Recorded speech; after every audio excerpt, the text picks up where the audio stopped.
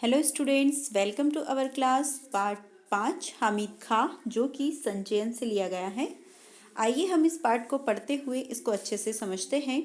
तक्षशिला में आगजनी तक्षशिला, जो कि आज पाकिस्तान में है। समाचार पत्र में यह खबर पढ़ते ही मुझे हामिद खां की याद आई। मैंने भगवान से विनती की, है भगवान, मेरे हामिद खां की दुकान को इस आगजनी से बचा लेना। लेखक ने जैसे ही पाकिस्तान की तक्षशिला में आग लगने की खबर सुनी तो उन्होंने अपने दोस्त हामिद खां को याद किया और प्रार्थना की कि उसकी दुकान सही सलामत रहे।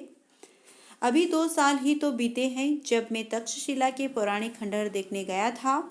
एक और कड़क कड़कड़ाती धूप, दूसरी ओर भूख प्यास से मारे बुरा हाल हो रहा था। रेलवे स्टेशन से करीब 1.25 मील की दूरी पर बसे एक गांव की ओर निकल पड़ा। हस्तरेखाओं के समान फैली गलियों में भरा तंग बाजार, जहां कहीं नजर पड़ी धुआं, मच्छर और गंदगी से भरी जगह ही देखी। लेखक बोलते हैं कि अभी 2 साल की ही तो बात हुई है। मैं तक्षशिला के पौराणिक खंडहर देखने गया था, तो वहां पर जब मैं गया बहुत कड़कड़ाती धूप थी, बहुत भयानक धूप थी। ऐसे में मुझे भूख और प्यास दोनों लग रही थी। रेलवे स्टेशन से करीब 1.25 मील की दूरी पर एक गांव था, जहां पर मैं गया तो अपने हाथों की जो रेखाएं होती हैं, वो जो महीन बहुत पास पास में होती हैं, उस प्रकार से वहां की गलियां थी। उन गलियों में धूल, गंदगी, मच्छर, धुआं, ये सारी ही जगह जगह पर दिखाई दे रहे थे। कहीं कहीं तो सड़े हुए चमड़े की बदबू ने स्वागत किया। लेखक बोलते हैं कहीं कहीं ऐसा लग रहा था कि चमड़ा सड़ गया है और उसकी भयानक बदबू आ रही थी। लंबे कद पठान अपनी सहज अलमस्त चाल में चलते नजर आ रहे थे। जो वहाँ के जो लंबे लंबे ऊंचे ऊंचे पठान थे, अपनी मदमस्त चाल में चलते हुए चारों तरफ दिखाई दे रहे थे।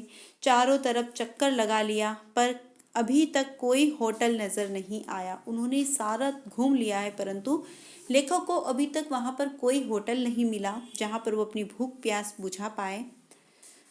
चपातियों की सौंधी महक से मेरे पांव अपने आप उस दुकान की ओर मुड़ गए।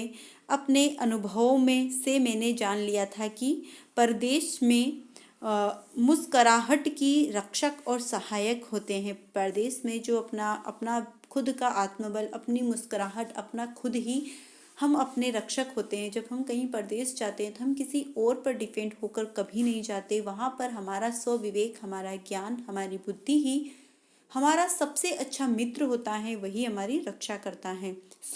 मुस्कुराते हुए मैं दुकान के अंदर घुस गया, और हम हमेशा चेहरे पर मुस्कुराहट रखते हैं तो लोगों को लगता है कि हम सब चीज़ें अच्छे से जानते हैं और खुश हैं, परेशान नहीं हैं, तो कोई भी हमें बेवकूफ़ नहीं बना सकता। उस प्रकार से लेखक हंसते मुस्कुराते हुए जहाँ पर रोटियों की सौंधी सौंधी उनको खुशबू आ रही थी, वहाँ तक वह चले गए और उस दुकान के अंदर हंसते हुए घुस गए। इससे आगे हम अगली वीडियो में पढ़ेंगे। तब तक के लिए थैंक यू।